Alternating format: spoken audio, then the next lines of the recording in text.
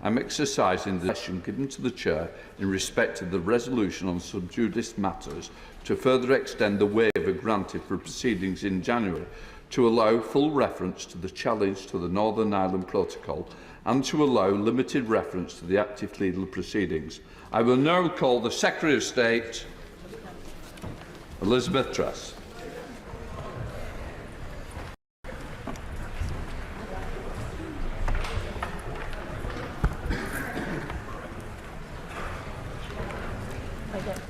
Secretary Truss. Mr. Speaker, I would like to update the House on the Northern Ireland Protocol and to lay out the next steps. Our first priority is to uphold the Belfast Good Friday Agreement in all its dimensions. That agreement put in place a new arrangement for the governance of Northern Ireland and these islands composed of 3 interlocking strands: a power-sharing government at Stormont on the basis of consent and parity of esteem for all communities, intensified North-South cooperation on the island of Ireland, and enhanced arrangements for East-West cooperation. So much of the progress that we have seen in Northern Ireland rests on this agreement, and for the agreement to continue to operate successfully, all 3 strands must function successfully. These are the arrangements, are the foundation on which the modern, thriving Northern Ireland is built. It commands the support of parties across this House, and we will continue to work with all communities in Northern Ireland to protect it. As a government, we want to see a First Minister and Deputy First Minister in place, and we want to work with them to make further progress.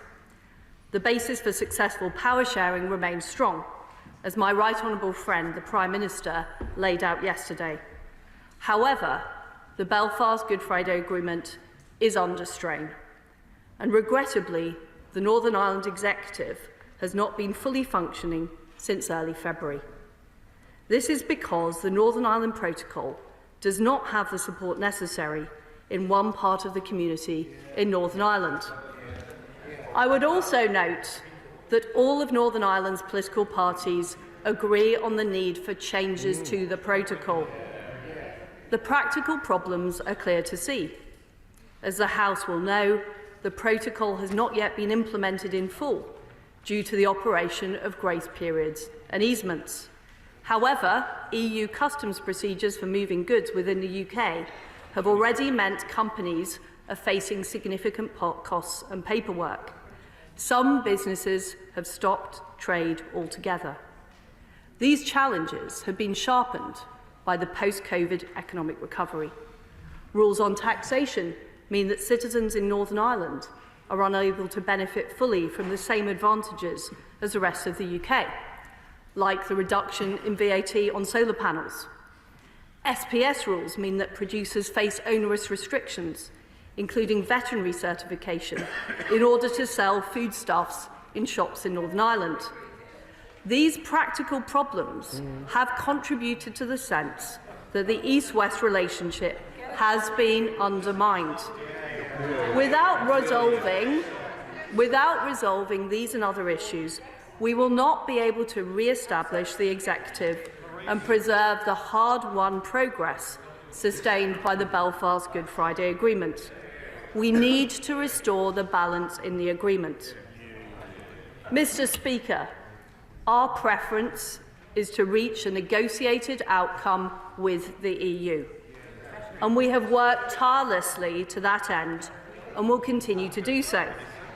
I have had 6 months of negotiations with Vice President Maros Sefcovic. This follows a year of discussions undertaken by my predecessor. The UK has proposed what we believe to be a comprehensive and reasonable solution to deliver on the objectives of the protocol. This includes a trusted trader scheme to provide the EU with real-time commercial data, giving them confidence that goods intended for Northern Ireland are not entering the EU single market. We're already sharing over 1 million rows of goods movement data with the EU every week. Our proposed solution would meet both our and the EU's original objectives for the protocol. It would address the frictions in East-West trade while protecting the EU single market and the Belfast Good Friday Agreement. The challenge is that this solution requires a change in the protocol itself, as its current drafting prevents it from being implemented. But the EU's mandate does not allow the protocol to be changed. That is why their current proposals are not able to address the fundamental concerns. In fact, it's our assessment that they would go backward from the situation we have today with the standstill. As the Prime Minister said, our shared objective has to be to find a solution that can command the broadest possible cross-community support for years to come and protect the Belfast Good Friday Agreement in all its dimensions.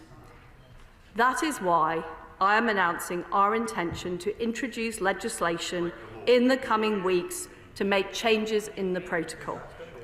Our preference remains a negotiated solution with the EU, and in parallel with the legislation being introduced, we remain open to further talks if we can achieve the same outcome through negotiated settlement.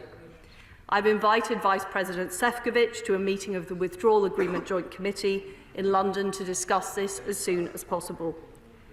However, to respond to the very grave and serious situation in Northern Ireland, we are clear there is a necessity to act to ensure the institutions can be restored as soon as possible. The Government is clear that proceeding with the bill is consistent with our obligations in international law and in support of our prior obligations in the Belfast Good Friday Agreement. And before any changes are made, we will consult businesses and people in Northern Ireland as our proposals are put forward. I want to be clear to the House that this is not about scrapping the protocol. Our aim is to deliver on the protocol's objectives. We will cement those provisions which are working in the protocol, including the common travel area, the single electricity market and North-South cooperation, whilst fixing those elements that aren't, on the movement of goods, goods regulation, VAT, subsidy control and governance. The bill will put in place the necessary measures to lessen the burden on East-West trade and to ensure the people of Northern Ireland are able to access the same benefits as the people of Great Britain. The bill will ensure that goods moving and staying within the UK are freed of unnecessary bureaucracy through our new Green Channel. This respects Northern Ireland's place in the UK, in its customs territory, and protects the UK internal market.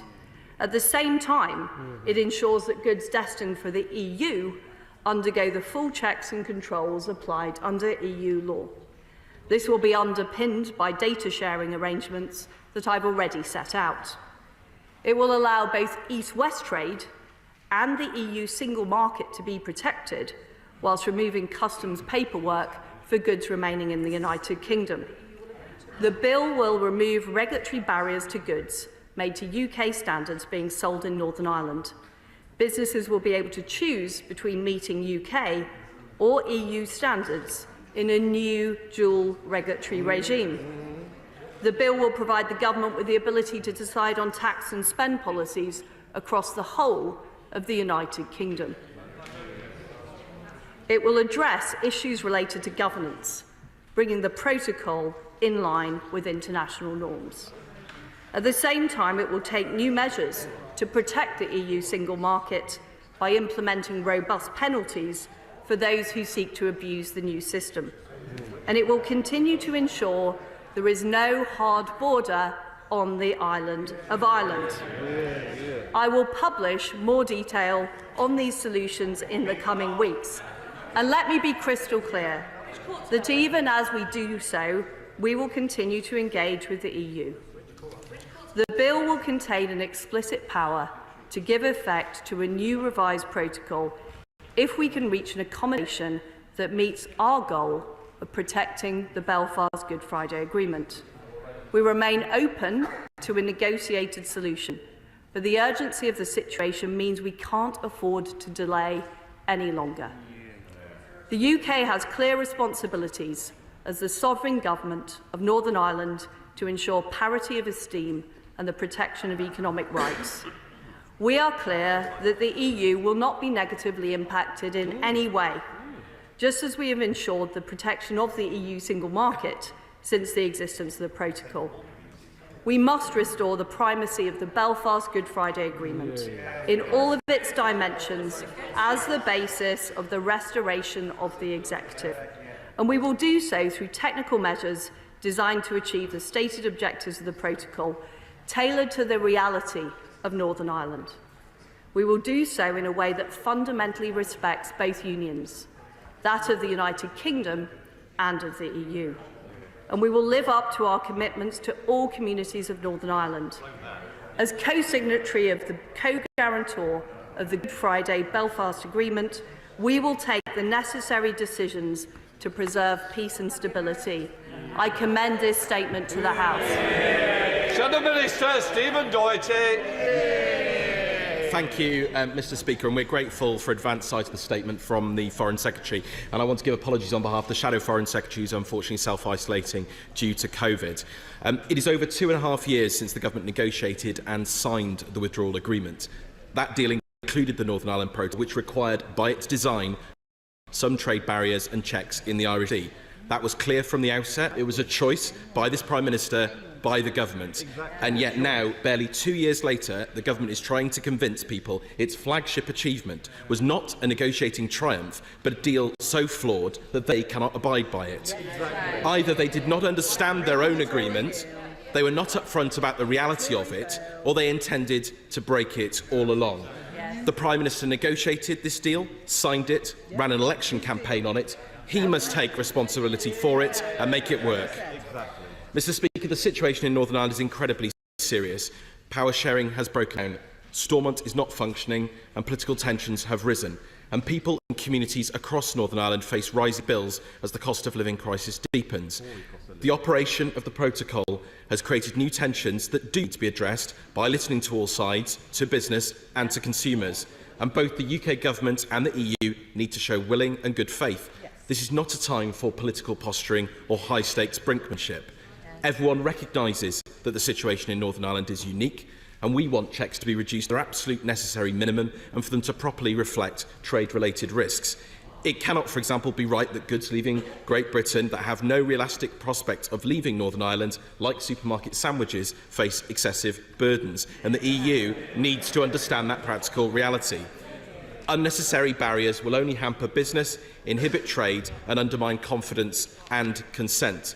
But, Mr Speaker, the Good Friday Agreement was one of the proudest achievements of the last Labour government. It is absolutely essential that it is protected, and that is why we need calm heads and responsible leadership. We need a UK government capable of the hard diplomatic graft to find solutions and an EU willing to show flexibility. But the right response to these challenges cannot simply be to breach our commitments. It is deeply troubling for the Foreign Secretary to be proposing a bill to apparently break the treaty that the government itself signed just 2 years ago. That will not resolve issues in Northern Ireland in the long term, and rather it will undermine trust and make a breakthrough more difficult.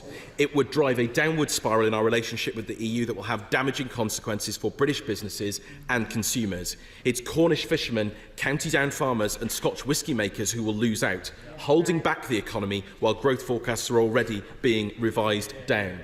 But, Mr Speaker, this goes beyond matters of trade. Britain should be a country that keeps its word. The rest of the world is looking at us and wondering if we're a country that they want to do business with. When we seek to negotiate new deals abroad, does the government want to make other countries question whether we will keep our end of the bargain? There are wide-ranging and damaging repercussions, undermining our ability to hold others to account for their own commitments, when we should, for example, be pulling together in support of Ukraine, not fuelling divisions with our European allies. Mr Speaker, the right approach is for the government and the EU to work together to find practical solutions to these problems, to brief the media less and to negotiate more. There is no long-term unilateral solution. Only a solution that works for all sides and delivers for the people and businesses of Northern Ireland will have durability and provide the political stability that businesses crave and the public deserve. And we believe that that should begin with a veterinary agreement that would eliminate the vast majority of checks on produce going from Britain to Northern Ireland. New Zealand, Mr Speaker, has an equivalence agreement, and it should not be beyond the government and the EU to negotiate one that reflects the unique circumstances in Northern Ireland. And we would also, Mr Speaker, negotiate with the EU for more flexibility on VAT in Northern Ireland to fully align Northern Ireland VAT rules with those of Great Britain. And we would use that to take VAT off Northern Ireland's energy bills, funded by a one-off windfall tax on oil and gas producer profits, to help ease the cost of living crisis. If the government is determined to plough on with the bill the Foreign Secretary has proposed, will they agree to pre-legislative scrutiny by the Foreign Affairs Select Committee? And will they set out clearly to the House why this doesn't break international law? Mr Speaker, Labour wants to make Brexit work and for Britain to flourish outside the EU. We want the government... Mr Speaker, we want the government to take responsibility for the deal it signed, to negotiate in good faith and to find practical solutions, not take reckless steps to prolong uncertainty in Northern Ireland and damage Britain's reputation. We want the EU to show the necessary flexibility to minimise all barriers and to work with the UK government and listen to all sides in Northern Ireland. That, Mr Speaker, is the right approach. That is the responsible approach, and it's what is in the long-term interests of the people of Northern Ireland and indeed the whole of the United Kingdom. Secretary. Mr Speaker, our priority has to be, as the United Kingdom Government, peace and stability in Northern Ireland and the protection of the Belfast Good Friday Agreement. It's vitally important that we get the executive back up and running and functioning, and we fix the very real issues with the Northern Ireland Protocol. I welcome the honourable gentleman's acknowledgement that there are issues with taxation, with customs, with procedures and bureaucracy. In order to fix those issues, it does require the EU to be open to changing the protocol. And as yet, and I've had 6 months of talks with Vice President Šefčovič, my predecessor had 12 months of talks. As yet, the EU have been unwilling to open the protocol. And without that, we cannot deal with the tax issue, we cannot deal with the customs issue, and we will not sort out the fundamental issues in Northern Ireland. And it is our responsibility as the Government of the United Kingdom to restore peace, to restore the primacy of the Belfast Good Friday Agreement, to get the executive up and running. And in answer to the honourable gentleman's question about legality, we are very clear that this is legal in international law, and we will be setting out our legal position in due course. Now comes the Chair of the Select Committee, Simon Hall. The first duty of government is to uphold the law. If it tries to bob and weave and duck around that duty when it's inconvenient, if government does that, then so will the governed. And then nothing is safe, not home, not liberty, not life itself. Not my words, but Margaret Thatcher's. Respect for the rule of law, Mr Speaker, runs deep in our Tory veins. I find it extraordinary that a Tory government needs to be reminded of that. Could my right honourable friend assure me that support for and honouring of the rule of law is what she and the government is committed to? Well, I can assure my honourable friend that we are committed to upholding the rule of law. We are clear that this bill is legal in international law, and we will set out the legal position in due course. SNP spokesperson Richard Thompson. Thank you, Mr Speaker, and can I thank the Foreign Secretary for advance sight of her statement. We've heard plenty, I think, about the alleged shortcomings of the protocol, but just to have an acknowledgement of the government's own role in negotiating the protocol, it doesn't even seem to have reached the level of even being limited and specific in what we've heard today. Because ultimately, the problem that this legislation purports to deal with isn't to do with a protocol that was only made necessary by the kind of Brexit the government eventually negotiated. It was the very nature of that settlement that contained the seeds of the problem. Now, I don't deny for one moment, and neither do my colleagues, the the hurt and upset caused to many in Northern Ireland by the protocol. But let's not forget that Scotland and Northern Ireland as a whole both voted against Brexit, and there was not cross-union consent for where we are now. And if the consequences of that deal are judged to not be working in the best interests of the people of Northern Ireland, we need, Mr Speaker, to also be honest and recognise that the consequences of the entire withdrawal agreement are not working in the interests of anywhere else in the UK either. Because getting Brexit done has meant creating border checks for goods leaving Great Britain to go to the EU and to go to Northern Ireland, while it's an absolute for-all for anything that is coming back into Great Britain. Now, Mr Speaker, we on these benches have said all along that a stable agreement needs to be reached with the EU, which works for all parts of the UK. And I wish the UK government well in that. Genuinely, I do. But with the crisis in Ukraine, the last thing we need to be doing is thrashing around here pointlessly in a snare of our own making. Domestic legislation, even if passed, will not wash away the need to comply with international commitments already made, and neither is it going to change the fact that if the UK is neither in nor aligned with the single market and the customs union, it's still going to create a trade border that needs to go somewhere. Mr Speaker, to restore devolved government in Northern Ireland and to resolve the self-inflicted wounds of Brexit, it's going to need goodwill, trust and a negotiated settlement. I'm sorry to say that the threats of unilateral legislative action by this government to override its own deal are very unlikely to be taken seriously in Belfast. They won't be taken seriously in Brussels. And there's absolutely no reason why it should be taken seriously in this place either. Foreign Secretary.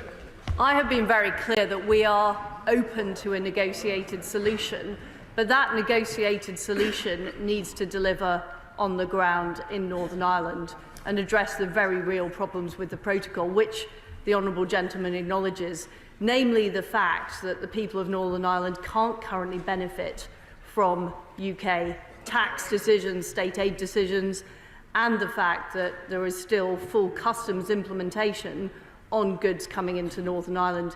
In order to address those issues, it's not just the implementation of the protocol itself does need to change. And we need that change in the mandate from the EU. But it is absolutely our preference to have a negotiated solution with the EU, but we have to be clear that those changes need to happen. Otherwise, it's simply not going to deliver on the ground in Northern Ireland. It's not going to restore the balance as set out in the Belfast Good Friday Agreement, and we're not going to see the executive in Northern Ireland back up and running, which is what we want to see. Theresa Billings. The protocol is so unreasonable that it's actually banning the movement of tree saplings from Great Britain to Northern Ireland for planting for the Queen's Platinum Jubilee. So will the Foreign Secretary promise that her new enhanced Green Channel will not just disapply customs rules, it will also disapply these unreasonable and excessive SPS rules on plant and foods? Well, my honourable friend is right to point out the very real issues the protocol is causing, particularly on SPS rules, and particularly in respect to goods that are never have any plans to be there aren't plans to transport those goods into the Republic of Ireland. And he is right, our proposals will ensure that those goods are able to travel free through the Green Lane into Northern Ireland as part of a trusted trader scheme. And any company violating that scheme and not following the rules, there will be enforcement to make sure we protect the EU single market. This is a pragmatic solution. We are supplying commercial data to the in real time so that they are able to match the EU single market at the same time as protecting our UK single market.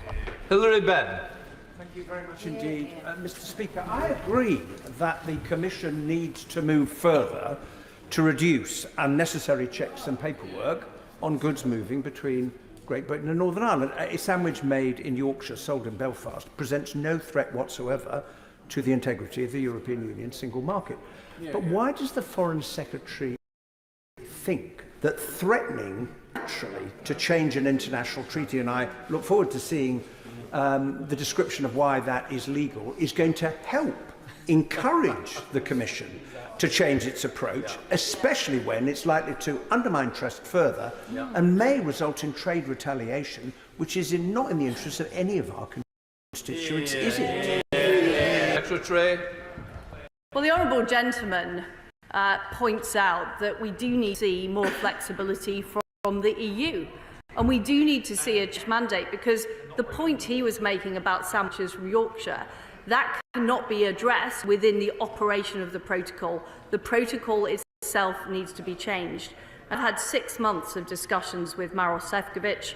My predecessor had a year of discussions, and there still has not been an agreement from the EU to change the protocol itself, which would fix the issues the honourable gentleman has raised. So we are in a position now where we have seen the Belfast Good Friday Agreement undermined. We've seen the balance upset in Northern Ireland. We haven't seen the executive established since February. So in the absence of being able to achieve a negotiated solution with the EU, this is why we are bringing forward legislation. But I'm very clear, I would very much be hopeful that the EU will change their position, that they are prepared to enter negotiations on that basis to fix the very real issues the honourable gentleman mentions. On the point about the response from the EU, I would point out that our solution makes no wealth. We have proposals to protect the single market, make sure that there is enforcement of the green lane and the red lane. I hope that they look at our proposals in a reasonable way. We are putting them forward in a reasonable way, and that we can work together on a solution. Sir William Cash. May I commend my honourable friend for her excellent statement and 38 of the Withdrawal Agreement Act 20, which enables her bill to use our sovereignty, notwithstanding the protocol. Will she also ensure by instructions to Parliamentary Council that the bill fully satisfies our sovereignty and the constitutional integrity of Northern Ireland within the United Kingdom and the Good Friday Agreement, and that the European Court and EU law do not display UK law? And I strongly take the advice of the Attorney General on matters of national law, despite siren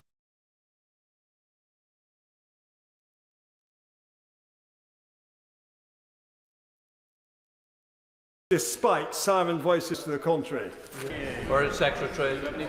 Well, I thank my honourable friend for his great expertise in this matter. And just to be clear, on the subject of the ECJ, our solution is to have an arbitration mechanism in place, like we have in the TCA, rather than having the ECJ as the final arbiter. Sir Geoffrey Donalds. Speaker, from the outset, the warned the consequence protocol, and that's why we opposed from the beginning, because we recognise the political and economic instability it would cause and the harm it would create for the Union itself. The statement today is welcome, if that is a significant move towards addressing the problems created by the protocol and get upon a cross-community consensus up and running again. Therefore, we hope to see progress on the bill in order to deal with these matters in days and weeks, not months, and as the legislation progresses, we will take a graduated and cautious approach. We want to see the Irish Sea border removed, and the Government honouring its commitment in the New Decade New Approach Agreement to protect Northern Ireland's place in the UK internal market. The statement today indicates this will be covered in the legislation to bring about new revised arrangements. Under the Belfast Good Friday Agreement, power sharing can only be stable if consensus exists on a cross-community basis. It does not exist at the moment on the part of the unionist community. We want to see the political institutions properly functioning as soon as possible. But to restore unionist confidence, decisive action is now needed in the form of legislation to repair the harm done by the protocol to the acts of union and to put in place sensible arrangements that, in the words of the Queen's speech, ensure the continued success and integrity of the whole of the United Kingdom, including the internal economic bonds between all its parts. Finally, Mr. Speaker, the words today are a good start, but the Foreign Secretary will know that it is actions that speak louder than words. And I welcome her commitment to such decisive action in this statement to the House. Foreign Secretary. Well, I thank the honourable gentleman. What everybody in Northern Ireland agrees on, all parties, is that the Northern Ireland Protocol is not working. And we don't have cross-party consent to move forward. I think it's vitally important to restore the primacy of the Belfast Good Friday Agreement, which provided for power sharing in Northern Ireland to ensure we have the consent of all communities. And it is the government's priority, above all else, to make sure that we protect peace and stability in Northern Ireland. That is our first duty as the sovereign government of the United Kingdom. Chris Grayling. Thank you, Mr. Speaker. We hear a lot in today's discussion about the legal position of the United Kingdom. But it seems to me, having read the protocol very carefully, that there's a very real question mark about the legal position of the European Union, because the protocol contains a lot of caveats around the protection of community relations in Northern Ireland, none of which appear to be being fulfilled at the moment. So will she ensure that she takes proper legal advice about their position, and we don't just listen to all the comments about our position? Foreign Secretary. Well, my right honourable friend makes an important point. The issue with the protocol is that we have found, despite entering the protocol in good faith, that it has not operated as we foresaw. And it is causing the very real problems that we see in Northern Ireland today. This is why our number one priority is to seek a negotiated solution with the EU. But in the absence of that, option being available, it is why it is so important we act now to restore the primacy of the Belfast Good Friday Agreement, to restore the balance in Northern Ireland, and to make sure all communities in Northern Ireland are treated with esteem. Ben Bradshaw. Thank you, Mr. Speaker. Why should the hard-pressed public of the United Kingdom, facing an unprecedented cost of living crisis, pay even higher prices as a result of a trade war caught with our main trading partners because she and the DUP want to tear up the agreement the Prime Minister negotiated and she voted for? Foreign Secretary. Well, I'm very clear that our priority is seeking a negotiated solution with the EU, and none of the proposals that I have put forward today make the EU any worse off. We want a solution that works for the EU single market and also works for the UK single market. But the reality is the people of Northern Ireland are paying higher prices as a result of the operation of the protocol. So, for example, the Road Haulage Association says that the protocol has caused a 34% increase in the cost of moving goods to Northern Ireland. So we are facing a real cost of living impact in Northern Ireland. What we want to do is fix the protocol to the benefit of both the United Kingdom and the European Union. Robert Betland. Thank you, Mr. Speaker. Article 1 of the protocol makes it very clear that that agreement is to be without prejudice to the Good Friday Belfast Agreement regarding the constitutional status of Northern Ireland. That means surely that the Good Friday Agreement takes primacy over the protocol.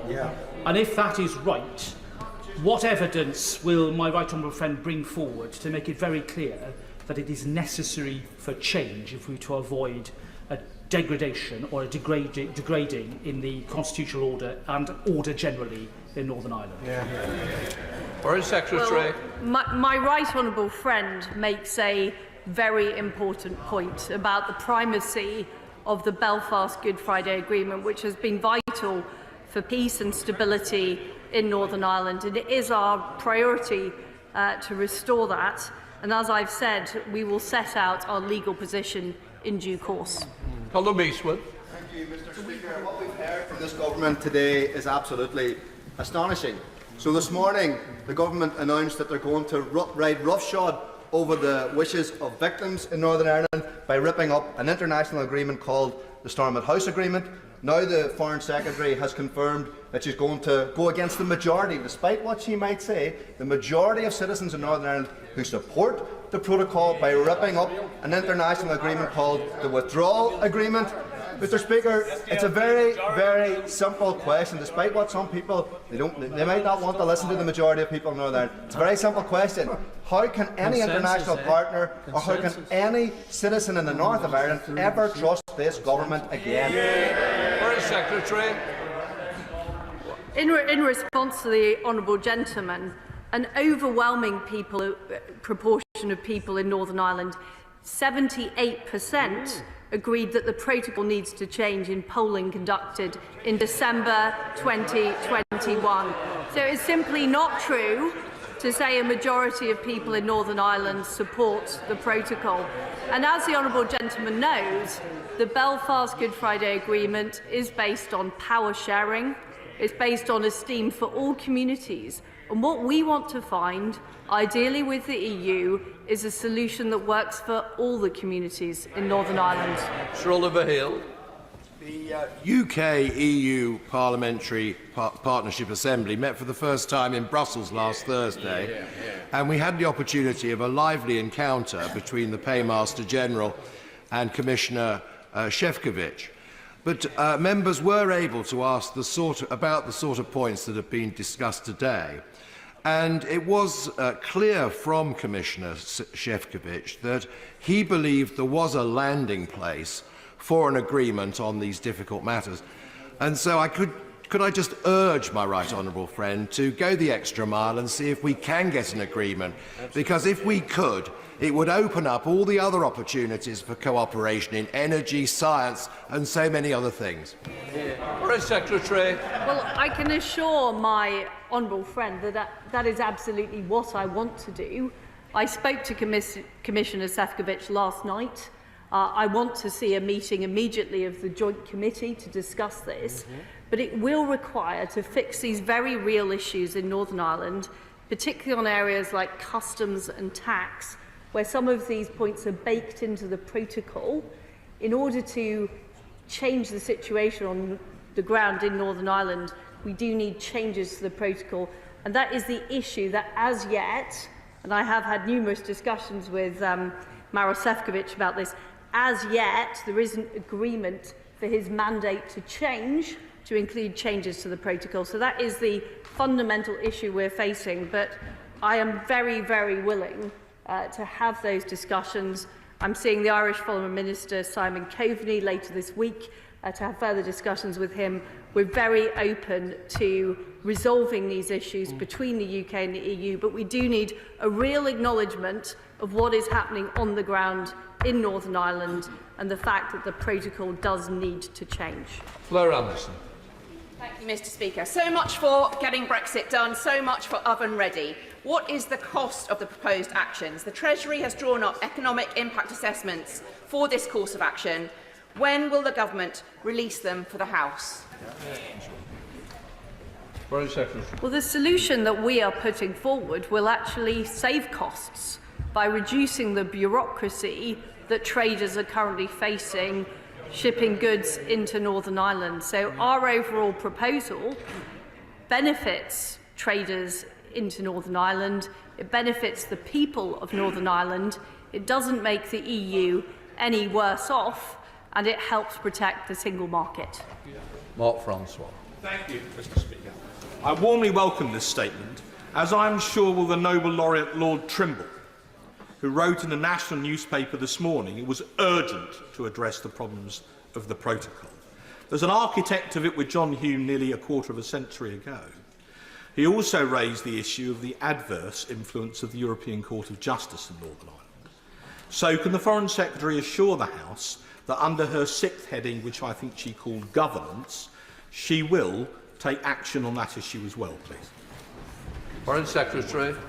I can assure my honourable friend that we will take action to ensure the arbitration mechanism is in place for Northern Ireland as it is in the TCA, rather than having the ECJ as the final arbiter, which it is as present. And he is right to highlight the article today by Lord Trimble. We need to go back to the original thinking behind the Belfast Good Friday Agreement, which was about treating the communities of Northern Ireland with equal esteem to make sure that we have successful arrangements in place to protect peace and political stability, and that has to be this government's priority. Stephen Farry. Thank you. The protocol represents Northern Ireland's soft landing from this government's decision to have a hard Brexit. And let me be very, very clear. There is a majority of voters in Northern Ireland, MLAs and the business community who want to see the issues with the protocol addressed in a pragmatic way through building trust and partnership with the European Union, not through damaging unilateral action which will damage the UK's international reputation, including with the United States. And specifically on the issue of the European Court of Justice, does the Foreign Secretary understand that if she tinkers with that jurisdiction, that will force Northern Ireland out of the single market for goods and undermine Northern Ireland's ability to attract investment in terms of our dual access to both the European Union and Great Britain? Foreign Secretary. Well, what we're proposing for Northern Ireland is a dual regulatory system that encompasses either EU or UK regulation as those businesses choose, that reflects its unique status of having a close relationship with the EU whilst being part of the UK single market. Duncan Smith. Welcome my right honourable friend's statement. The powerful article that was referred to by Lord Trimble, one of the architects of the Good Friday Agreement, makes it very clear that the maintenance of the Good Friday Agreement overcomes everything else. And so to that extent, it would be helpful if those who bang on about this at the moment on the other side to know if they read the protocol, Article 13.8 makes it absolutely clear that the protocol can be, through negotiation, changed in whole or in part. Now, the point here is, therefore, my right honourable friend is quite correct. The EU now needs to step up to their responsibilities in that protocol and do what 13.8 tells them to do. Foreign Secretary. Well, my right honourable friend is right. The protocol was never designed to be set in stone. And what we have seen is the very real consequences of the protocol, which has not yet been fully implemented on the ground in Northern Ireland. And it has caused political instability. It has caused imbalance in the relationship between the communities in Northern Ireland. And we do need to fix that. And my strong preference is for the EU to secure a change in mandate so we can find a negotiated settlement. I completely agree with Commissioner Šefčovič. There is a landing zone to be had. But what we do need to see is that flexibility so we can really make sure there's a proper green channel operating into Northern Ireland, that we can ensure the people of Northern Ireland are benefiting from the same tax benefits as the people of Great Britain, and so we can fix those problems in a sustainable way.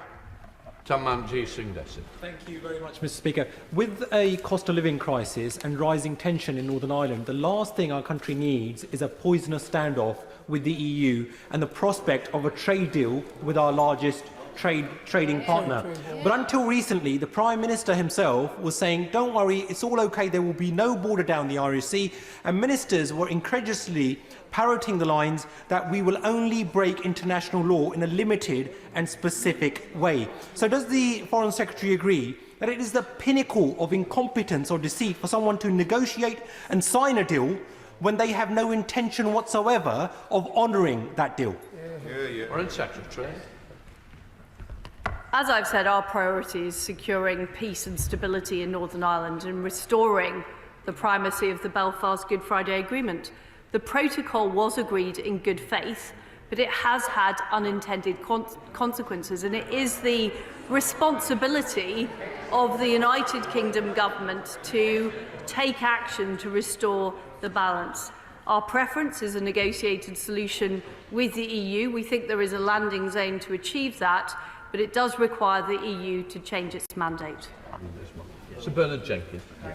Can I just point out to my right friend that I only reluctantly voted for the protocol and the withdrawal agreement on the basis that we weren't allowed to conclude a permanent trading agreement with the EU until we left, and that it would be superseded or overtaken in due course. Can I also just point out, apart from the disagreement about whether we should have legislation, there seems to be very broad agreement across this House, as there was when I proposed a motion to this House on the 15th of July last year, which the Labour Party actually supported with very warm words, saying there were legitimate concerns amongst the unionist community that had to be addressed. It's a shame the Labour Party won't will the means as well as the ends, but can I invite her to engage the reasonable elements of the Labour Party to support her negotiating position so that we can reach a negotiated settlement? Foreign Secretary. I am very happy to engage with colleagues across the House, in particular to explain the issue of why there needs to be a change in the protocol itself to fix the issues about making a clear green lane between GB and Northern Ireland and resolving these taxation issues. Because that is the fundamental issue with the negotiations with the EU, which we have conducted in good faith. I've had numerous negotiations and conversations with Commissioner Šefčovič over the past 6 months, but fundamentally the EU's mandate does not allow those changes to be made that would help us create the green lane, to create the free flow of goods between GB and Northern Ireland, and also address this unfairness in the tax system, where the Chancellor announces a cut to the VAT on solar panels, but that can't be implemented for the people of Northern Ireland. Leila Moran. Mr. Speaker, however, she may dress this up. Unilaterally changing a previously agreed international treaty is breaking it. And it is doublespeak to suggest otherwise. The consequences are real. Ordinary families up and down this country will have higher prices to pay because of a trade war. So could she take this opportunity to be honest with the British people? If we get to the point where tariffs are raised as a result of a trade war with the EU, how much will they have to pay? Or does she not care? Foreign Secretary. Well, we're very clear that this bill is legal in international law, and as I've said, we will set out our legal position in due course. Our proposals, which we'll be outlining in more detail over the coming weeks, are very clear about how we protect the EU single market. Currently, businesses in Northern Ireland and Great Britain are facing increased costs as a result of the Northern Ireland Protocol. Our proposals would deal with those costs whilst protecting the EU single market. The EU will be no worse off as a result of our proposals. Scott Mann. Thank you, Mr. Speaker. There is genuine anger in the Loyalist community about the protocol and the way in which many people feel it undermines their British identity. Now that it has been unanimously rejected at the ballot box by the Unionist community, what assurances can my right honourable friend give me that if the negotiations continue to fail, we will see a bill over the coming days and weeks, not months, in this House? Foreign Secretary.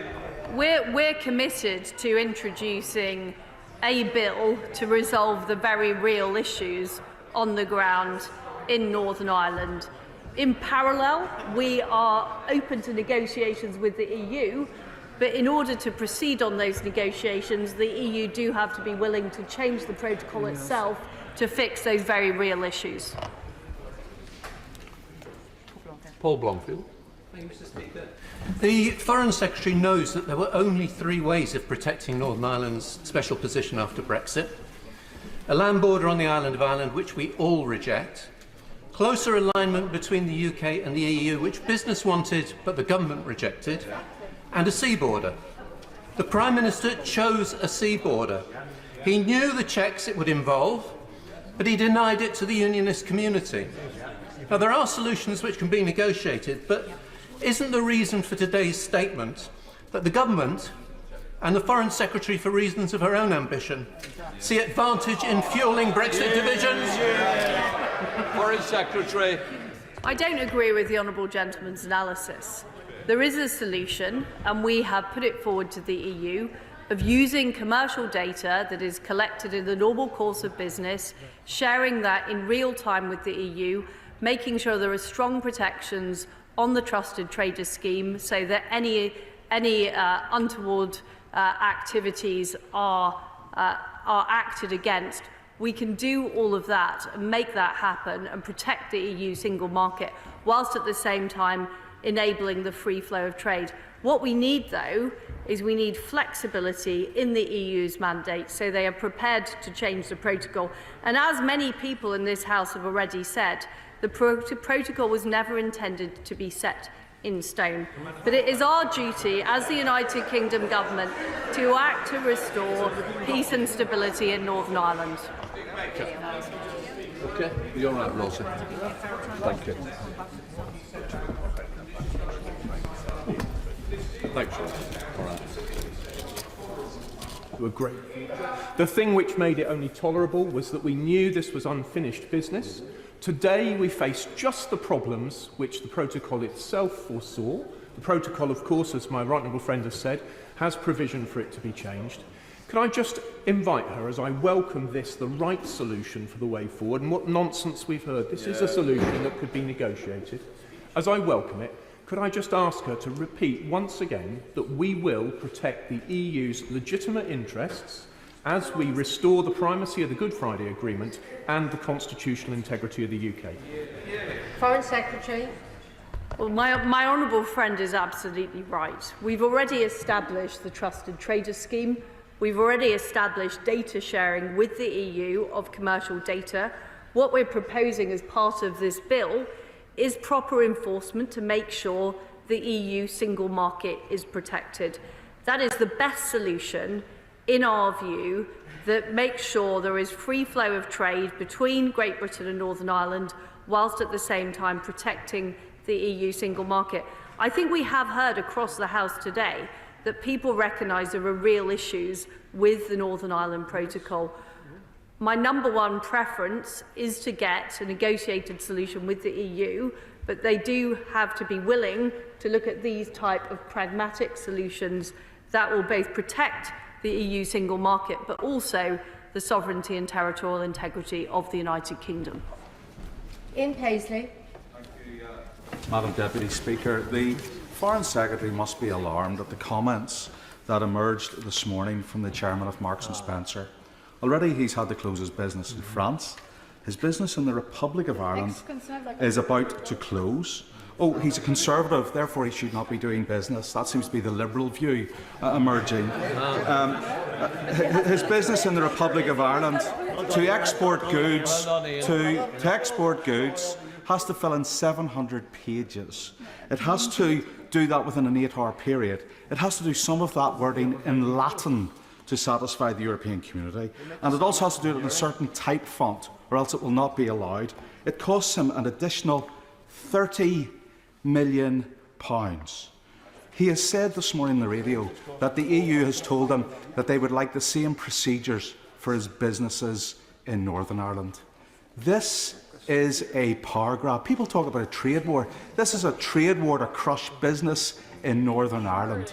Will the Foreign Secretary ensure that whenever she's speaking to the Cabinet, that they know clearly that if they keep the protocol, power sharing isn't coming back? Foreign Secretary. Well, I've been very clear in my statement, Madam Deputy Speaker, that we are bringing forward legislation to sort this issue out and to deal with the bureaucracy that we're seeing, the requirement for customs declarations, customs codes from businesses who are simply operating within the United Kingdom. That is why we want to create the green lane that allows properly protected goods to be freely move within the United Kingdom, and we're committed to that legislation. Now, if in the meantime, in parallel, the EU are prepared to move to a negotiated settlement to resolve the very issues the Honourable Gentleman is raising, of course we are open to those talks, but we will not allow it to delay us taking the action we need to take to restore the primacy of the Belfast Good Friday Agreement. Dr. Andrew Morrison.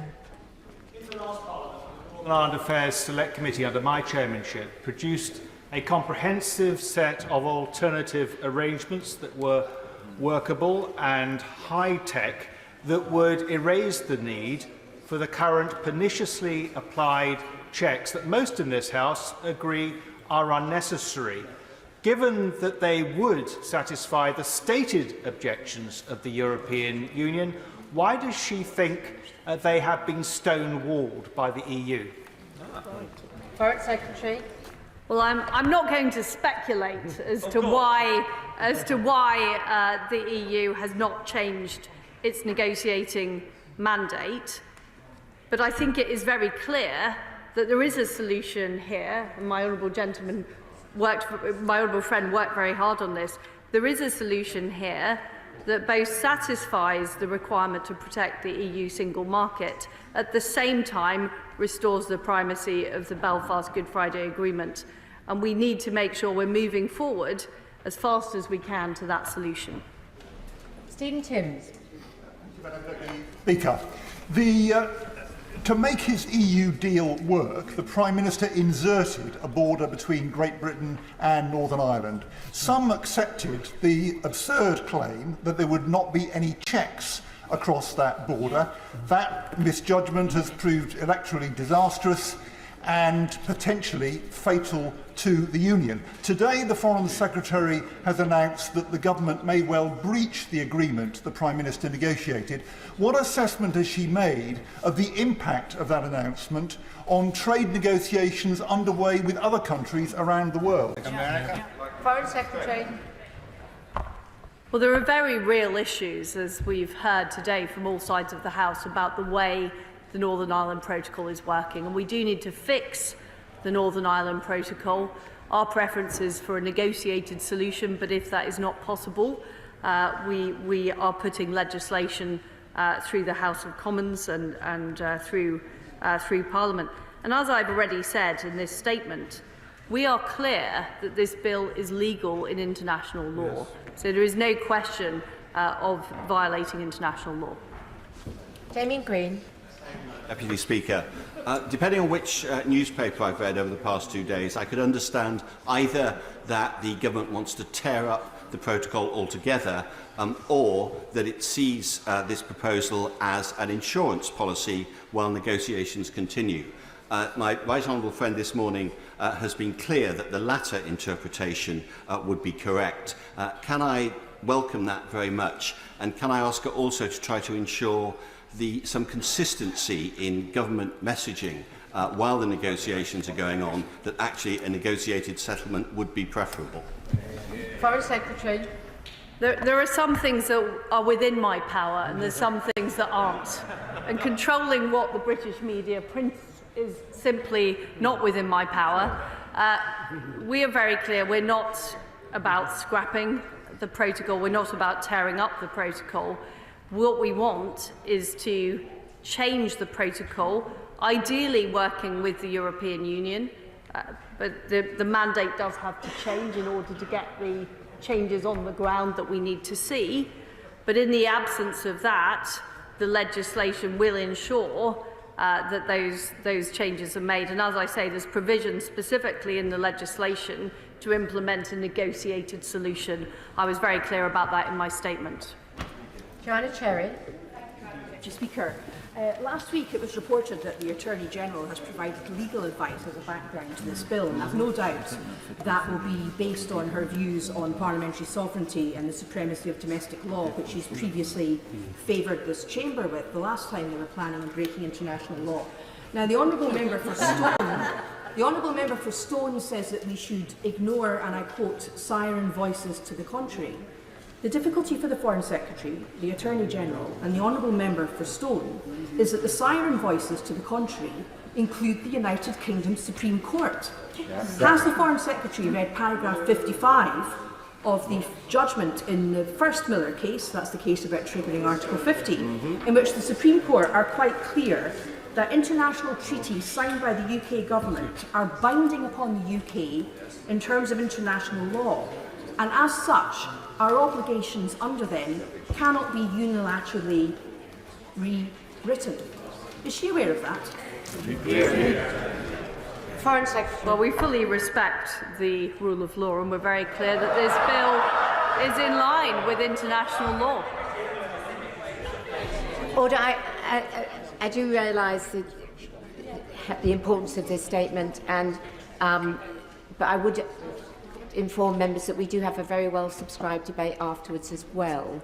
So if we could have quite brief questions, I think that would be helpful. Sir Desmond Swain. What is absolutely clear, Madam Deputy Speaker, is that those honourable members seeking to undermine the government's negotiating position haven't emerged from the trenches they dug themselves in the last Parliament, have they? Yes. Foreign Secretary. Well, what I do think we have heard today is that all sides of the House agree there is a real problem with the way the Northern Ireland Protocol is operating, and it needs to be solved. And I hear people saying that we want to get an agreed solution with the EU. I hope the EU will change their negotiating mandate so we are able to achieve that. Kevin Brennan. Thank you, Madam Deputy Speaker. She made it clear that one of the primary reasons for acting the way she is today is to try and get the executive back up and running in Northern Ireland. But she also said in her statement that the bill, and I quote, ensures that goods destined for the EU undergo full checks and controls. So there will still be checks. So on that basis, has she received an assurance from the DUP that even with these continued checks, they will agree to re-enter the executive? Foreign Secretary. Well, I've been clear that our number one priority is restoring the balance in the Belfast Good Friday Agreement, which has been undermined by the operation of the protocol.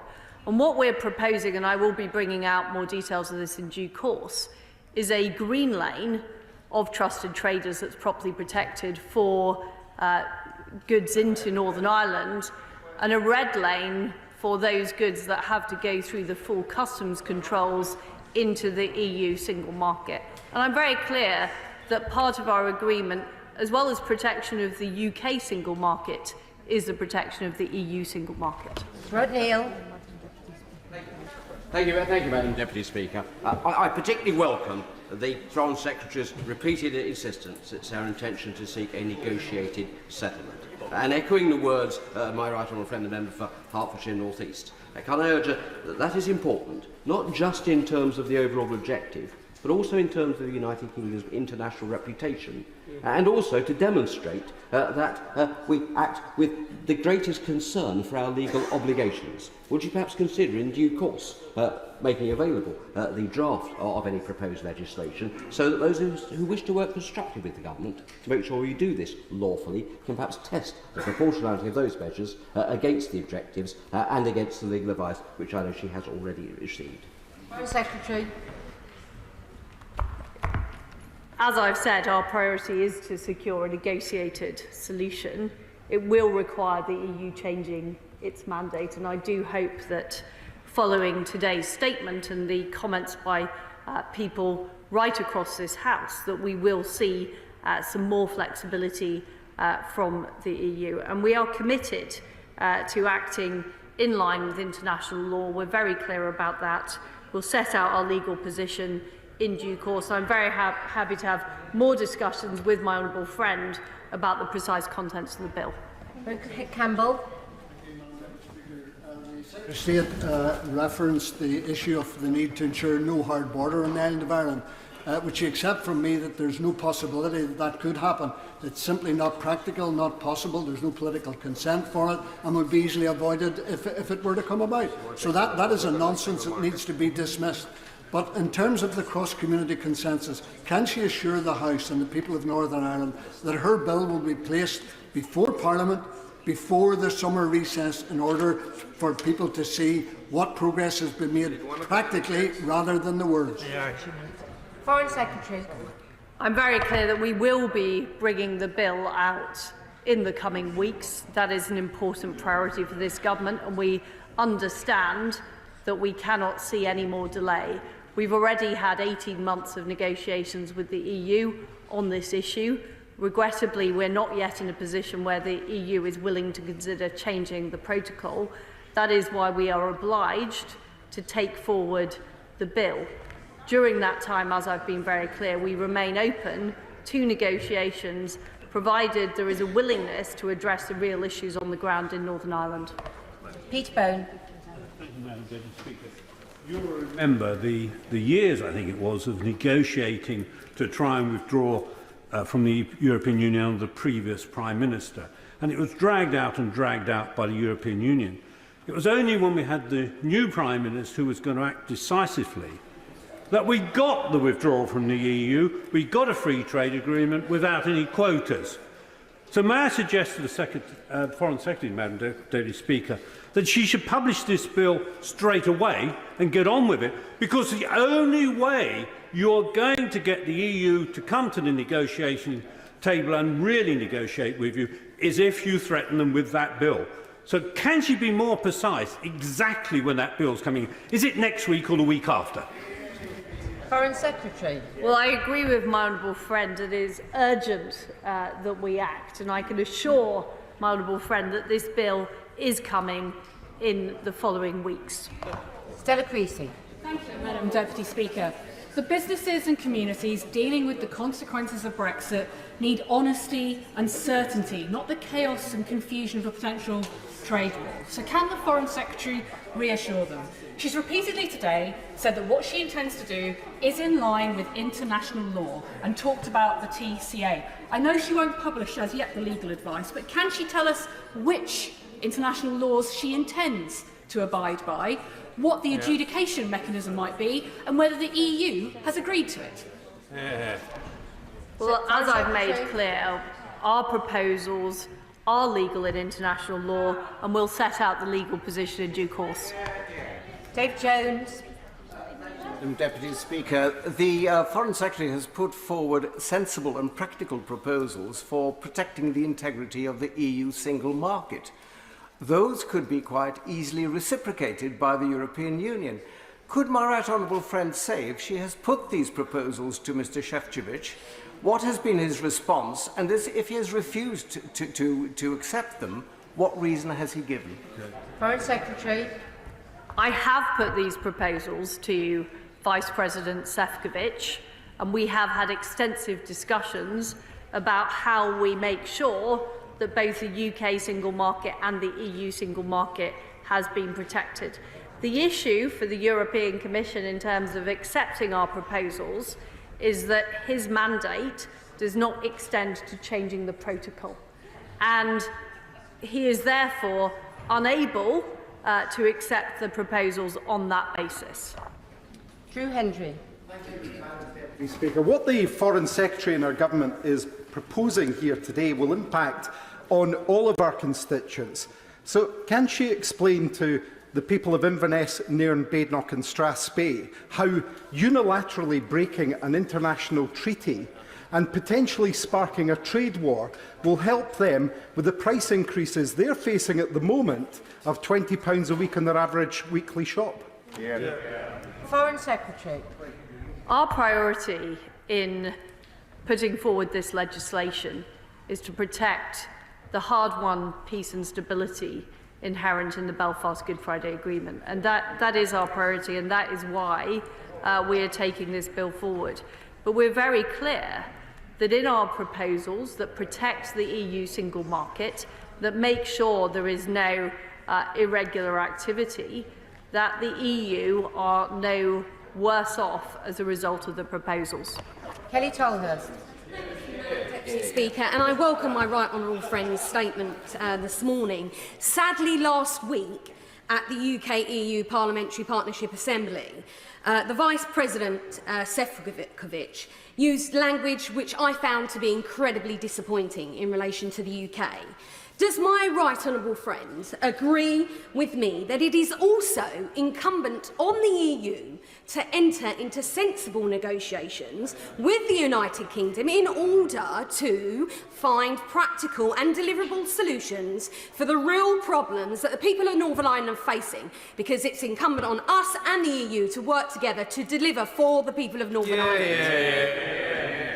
Foreign Secretary. We've engaged in negotiations with the EU in good faith. We do want to achieve the practical solution in all of the areas I laid out, including on customs, including on taxation, including on governance. But fundamentally, that does require a new mandate so that we can see the increased flexibility that is going to deliver for the people of Northern Ireland. Sammy Wilson. I first of all welcome the commitment which the Foreign Secretary has made to addressing this issue. But could I urge her not to give in to those who shamelessly today in this House have almost urged the EU to engage in a trade war with the UK, and have also urged her to dismiss the views of the majority unionist community, contrary to the Good Friday Agreement, and also have ignored the fact that the EU has not acted in good faith and lived up to its commitments to seek alternative arrangements to the Northern Ireland Protocol. But does she realise that, given broken promises in the past, we can only judge what has been said today when we actually see a bill progressing through this House with the terms in that bill outlining the points which she has made?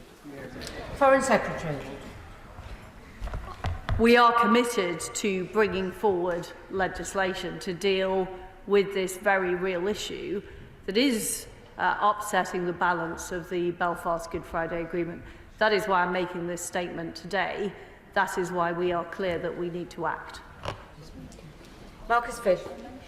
Deputy Speaker, does my right honourable friend agree with me that the priority that she's given to the Belfast Agreement is correct, but also that the reasonable evolution that she is putting forward to the protocol is something that not only wouldn't make the EU worse off, it's actually better in terms of border arrangements than they have, for example, on their eastern flank with trade with Belarus here?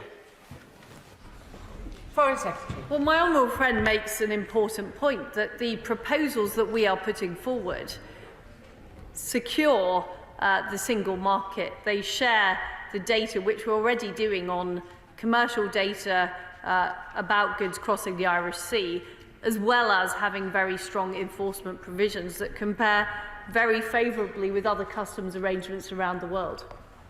Stephen Kinnock. Thank you, Madam Deputy Speaker. A veterinary agreement would remove the vast majority of barriers to trade between GB and Northern Ireland. It's widely supported by farmers, fishermen, by the 5 parties in Northern Ireland, by the European Union, by the United States government. Can the Foreign Secretary please explain why she has failed to agree a veterinary agreement with the European Union? That is surely the pragmatic solution she keeps saying that she wants to have. Foreign Secretary. Well, there are various issues in the protocol that are preventing the free flow of trade between GB and Northern Ireland, including customs codes as well. And what I want is a comprehensive solution that creates a green channel that shares that commercial data. Andrew Bowie. Absolutely. International agreements are renegotiated and reopened all the time. Indeed, the European Union is a persistent and repeat renegotiator of international agreements, so much so it was written into the protocol that this could be renegotiated. And whilst I also heard Mario Sefcovic say last week we could get to a landing zone on this, it's quite clear that the EU's overzealous interpretation of some elements of the protocol and his lack of mandate to get us there is preventing us making our way to that landing ground. So does she agree with me that the legislation that she is proposing is the only way that we can ensure the primacy of the Belfast Good Friday Agreement and the integrity of our United Kingdom? Foreign Foreign Secretary. The proposals we're putting forward that deal with the customs bureaucracy, that deal with the tax inequality, are ultimately the solution that we need to deliver. Now, if the EU has a new mandate that is prepared to look at those things, there is a landing zone with the EU. I'm very clear about that. But in the absence of that new mandate, we have to act, because this is about protecting the Belfast Good Friday Agreement. It's about protecting the balance between the communities in Northern Ireland. That's ultimately about protecting the entire United Kingdom. Amy Callan.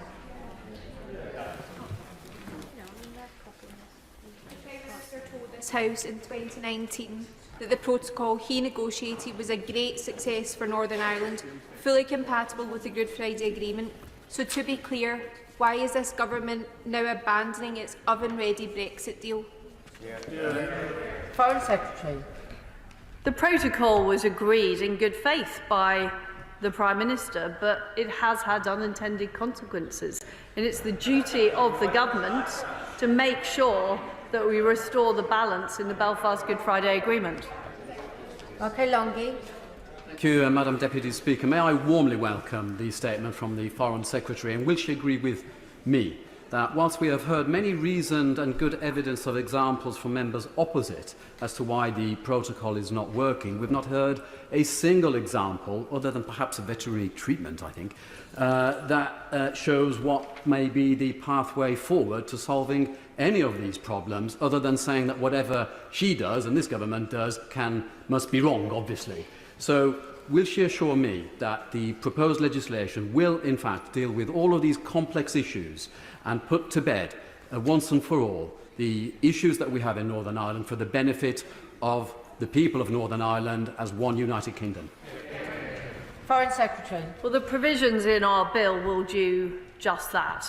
And I think we've heard acknowledgement from the party opposite that there are real concerns about the way the Northern Ireland Protocol is operating. But what we need to move to is the solution, which does require the EU to change their mandate and to change the terms in the protocol itself, because otherwise we can't address those customs issues, we can't address those tax issues, and I would urge the party opposite to look at that in more detail.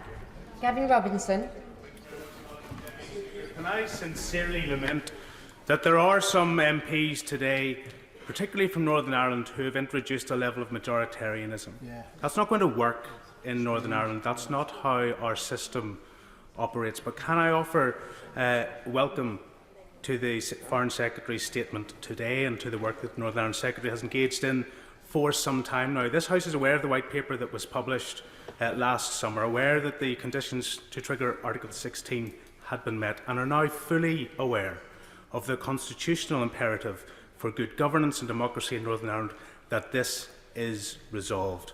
But can I implore the Foreign Secretary, in recognising that it is urgent, that weeks and weeks for the introduction of legislation, the passage of that legislation isn't enough.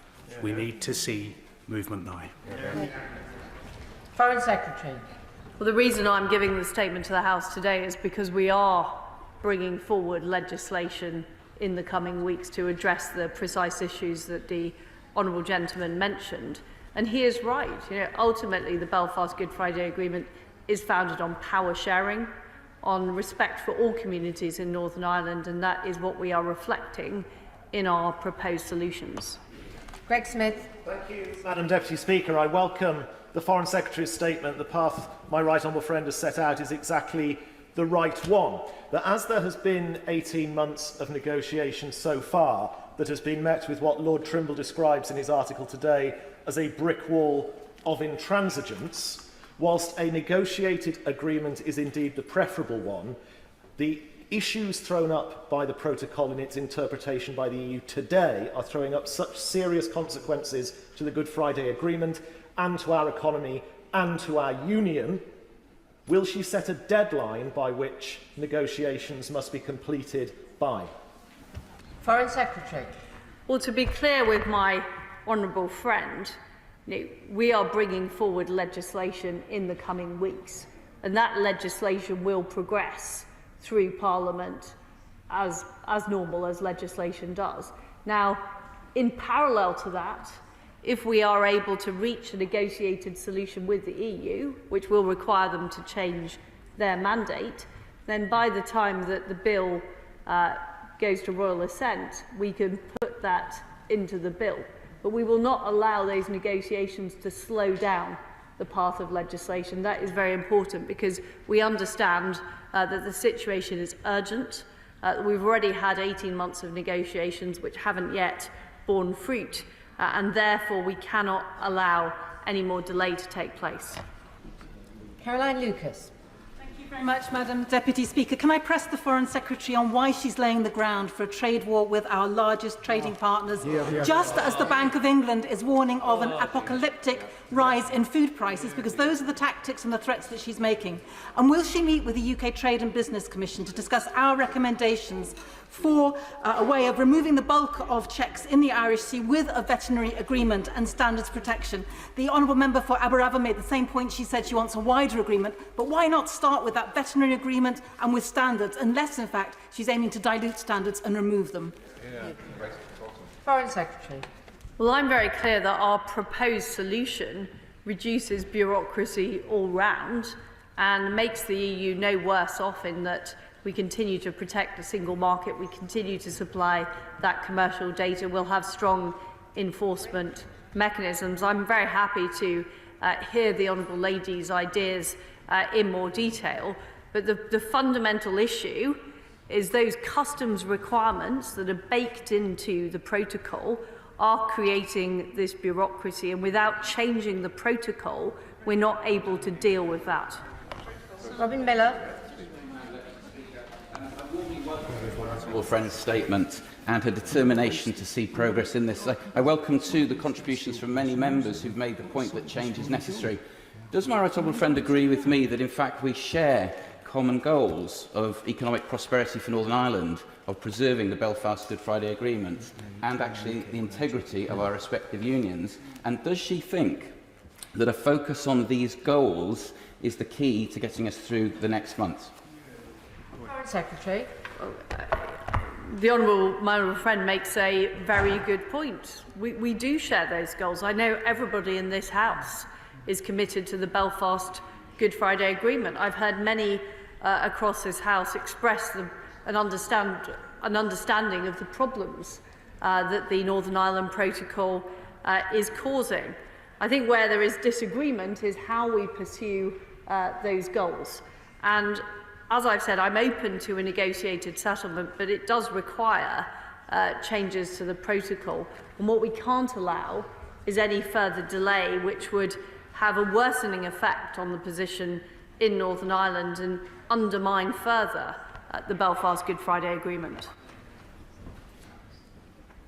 Vera Hobhouse. Brexit is already making people poorer. The government is now risking plunging the UK into a trade war with our closest neighbour and biggest trading partner. For farmers in Somerset and Devon, this would be a disaster. The Foreign Secretary, when she was the Trade Secretary, has already sold farmers down the river. So is she prepared to do the same again for farmers across the southwest who are already teetering on the brink? Foreign Secretary. Well, I don't agree with the Honourable Lady's characterisation as my time as Trade Secretary, where we open new opportunities for British farmers around the world. And I've always believed that the food that Britain produces is so excellent, it is well capable of competing with other offers around the world. Jack Brereton. Thank you, Madam Deputy Speaker. Does my right honourable friend agree that we should send a very clear message to those in Brussels who would wish to see us backslide on Brexit or undermine and break up our precious union, that this will never be acceptable to this government? Foreign Secretary. Well, I've been very clear that our priority is restoring the balance of the Belfast Good Friday Agreement.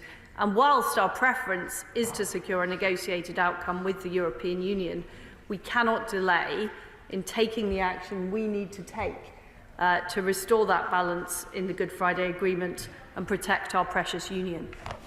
Barry Gardner. Emergency safeguarding measures are provided with the legal basis under the protocol. but under the protocol they can only be temporary. The problem the Secretary of State has is that there is no basis, legal basis within the protocol for a permanent change. She says that she wants a negotiated settlement, and of course we would all seek to have that. But how is the bill that she proposes to introduce into this House unilaterally going to change the position in international law, which is that she cannot unilaterally abrogate the treaty that she signed? Foreign Secretary. Well, as I've said, the bill is legal in international law, and we will be setting out the position in due course. James Davis. Thank you very much, Madam Deputy Speaker, and I thank my right honourable friend for her statement. Will she comment on the transfer of data within the UK's Trusted Trader scheme to the EU and how that process could be further improved? Foreign Secretary. Well, we're already sharing large amounts of data that we collect as part of the Trusted Trader scheme with the EU to give reassurance that trade isn't being diverted from the GB Northern Ireland route into the EU, and we want to build on that with enforcement measures so that those violating the Trusted Trader scheme are not allowed to continue to do so. Paul Girvan. Thank you, Deputy Speaker. Foreign Secretary, I'm just wondering where we would be today if the DUP had have given in and set up an executive. Would we be at this position where we have got a start, I call this a start, to trying to redress some of the problems we have with the Northern Ireland Protocol? And in doing so, I want to just highlight one area. Many people within Northern Ireland see the Protocol as the introduction of a surrender act for Northern Ireland to become part of an all-Ireland economy. And that has created its own difficulties. And many people have focused on to do with veterinary medicine and to do with food, but it affects every aspect of our economy. But it's mainly, I'm really worried about the constitutional position and the message that that has given to Northern Ireland. Those who've seen it as a surrender act, I'm telling you today, it is no surrender. Foreign Secretary. There are fundamental issues that have been exposed since the protocol came into being that have damaged the East-West relationship for Northern Ireland, which is a key tenet of the Good Friday Agreement. Those issues will have to be fixed, otherwise they will be a running sore. Alan Brown. Madam Deputy Speaker, if the Foreign Secretary had some self-awareness, she would realise the argument there were unintended consequences of the protocol and the EU need to change because they're somehow acting in bad faith by upholding the deal that the UK government negotiated. She realised that's a ridiculous argument. But if she has such an obvious customs solution that won't cost companies any more in IT rollout and will actually save companies money in the UK and in Europe and protect the European single market, why doesn't she just publish these proposals just now if they're so obvious and easy to move forward on? Foreign Secretary. I've explained the outline of the proposals and I will be publishing more details in due course. Claire Hanna. Very much. It's curious that the Foreign Secretary chose to quote polling rather than fresh election results that show a comfortable majority of people support the protocol and an even larger majority reject the idea of holding the institutions to ransom. The Foreign Secretary is misrepresenting our position and the position of the people of Northern Ireland who want the protocol as a protection from Brexit, and while they are happy to see it evolve, they know that there wasn't a whisper about consent or consensus when the party opposite and the party below me were voting gleefully for ever harder versions of Brexit. Where there is unanimity, it is in distrust for the cynical approach of this government, and I ask, when will this government stop using our fragile, shared society for their own malign political needs? Foreign Secretary. The Honourable Lady knows that the Belfast Good Friday Agreement is based on the principle of power sharing, and that requires the consent of all communities in Northern Ireland, and that is what we are seeking to achieve with the legislation we're putting forward. Carla Lockhart. Madam Deputy Speaker. Other members have referenced Lord Trimble's article where he says the government must now act on its responsibility to safeguard the future of Northern Ireland and replace this damaging and community-splitting protocol. And with his comments in mind, one really wonders what John Hume would make of the divisive and majoritarian approach of his successor from the member for Foyle. The Foreign Secretary's statement is welcome and correctly identifies some of the fundamental problems with the protocol and the need to act in the absence of agreement with the EU. Given the Foreign Secretary has accepted the need to address these issues urgently, does she understand that good intentions for another day will do nothing to address the urgent problems faced, and we need to have words backed up with actions immediately? Secretary. As I've said, we'll be bringing forward legislation in the coming weeks. Christine Jardine. Deputy Speaker, I wonder if the Foreign Secretary appreciates the extent of the frustration and anger amongst not just this side of the bench but in the country for the fact that she comes here today and talks about unintended consequences of an agreement which this government signed and were warned would have exactly these consequences. And she talks about protecting our precious union. Does she appreciate that the consequences of a unilateral withdrawal from the Northern Ireland Protocol would have serious implications for that union that she seeks to protect? Foreign Secretary. Let me be clear, we're not talking about withdrawing from the protocol, we're not talking about scrapping the protocol. What we are talking about is legislation to fix the specific issues in the protocol that are causing problems in Northern Ireland. Dr. Philippa Whitford. Very much, Madam Deputy Speaker. It's not just about how people in Northern Ireland voted recently. In August 2016, the former DUP First Minister wrote to the UK Government calling for a special position for Northern Ireland, and people supported that. Anyone who has been to Northern Ireland, as I was recently, and issues that were raised here about supermarket goods, realises there are pragmatic issues to be solved.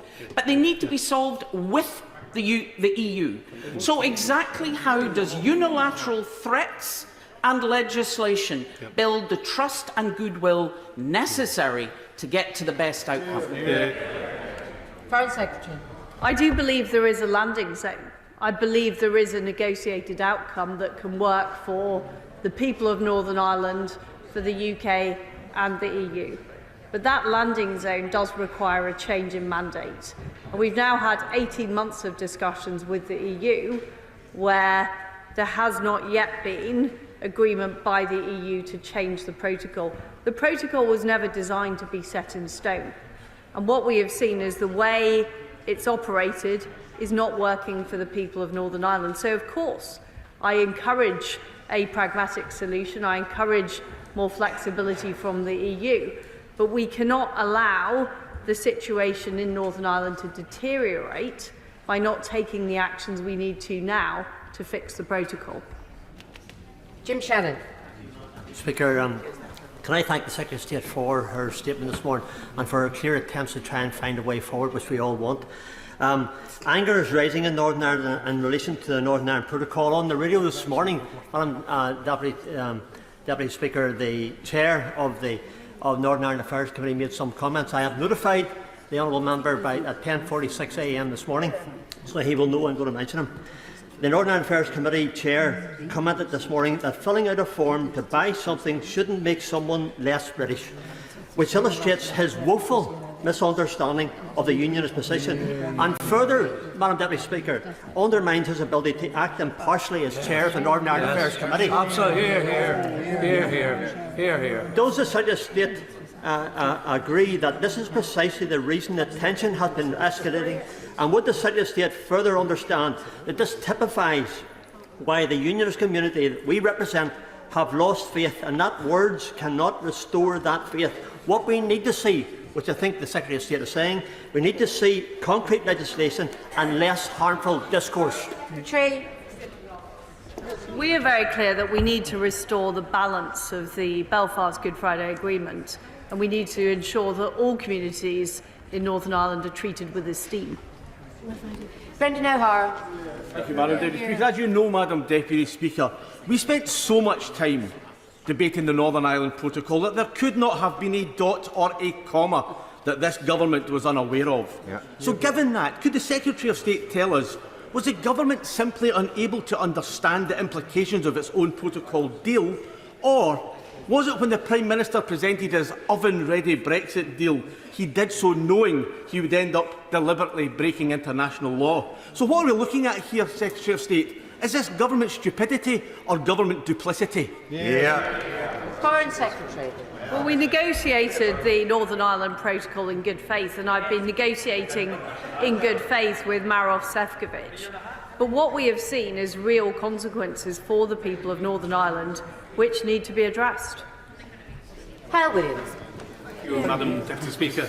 Under the current Brexit arrangements, freight trade through Holyhead is down 34%, whilst in Ireland, trade north-south is up by 34%, and trade south-north is up by 49%. Does she accept that economic fundamentals such as these argue against her taking precipitate unilateral action on the protocol? Foreign Secretary. Well, I think the figures that the honourable gentleman has just raised demonstrate there has been trade diversion in Northern Ireland, and they demonstrate that we do need to restore the balance of the Belfast Good Friday Agreement to make sure East-West is treated with equal esteem as North-South. Thank the Foreign Secretary for her statement. Point of order, Annalise Dodds. Thank you very much indeed, Madam Deputy Speaker. On a point of order, I would like to humbly beg your advice on a matter of significant importance. On the 25th of February 2019, my honourable friend, the member for Aberavon, wrote to the then chair of the Conservative Party, the Right Honourable Member for Great Yarmouth, expressing genuine concerns regarding issues of sovereignty and national security related to the activities of the then Conservative Party Treasurer, Sir Ehud Schellig. The Right Honourable Member for Great Yarmouth responded that my friend should, and I quote, consider any accusations he was making against an individual carefully so as not to risk libel, with the implication that legal action would be forthcoming should my honourable friend pursue his genuine concerns. Last Thursday, however, an article in the New York Times suggested that my honourable friend was right and that there are genuine questions to answer about whether a donation from Sir Ehud to the Conservative Party complied with UK law, given that it appears to have originated from his father-in-law, Sergei Kopytov, a former senior pro-Kremlin politician in Ukraine and apparent owner of significant assets in Crimea. Additional serious questions arise, Madam Deputy Speaker. Did Sir Ehud host a reception with the Russian ambassador to the UK following the annexation of Crimea? Are assets apparently owned by Mr Kopytov, like, for example, a Mercedes-Benz car, used by individuals involved in the Russian state? Did the bank transfer at issue in the New York Times article originate from a Russian bank? Were sanctioned entities involved? Exactly what current and former links do the Schellig-Kopytov family hold with key actors in the Russian state? And finally, has electoral law been broken, and relatedly, has our national security been compromised? I've written, Madam Deputy Speaker, to the current co-chair of the Conservative Party, the Right Honourable Member for Hartsmere, asking for an apology for my friend for Aberavon, and above all, a response to these very important questions. However, Madam Deputy Speaker, when I've written to him before, indeed 6 times before, I have never received a response. I live in hope for a response this time, but should I not receive one in the coming days, I wonder, Madam Deputy Speaker, what recourse I might have given the gravity of these matters. Well, I thank the Honourable Lady for her point of order. First of all, I assume that she has notified any Right Honourable or Honourable members that she's named that she has done so.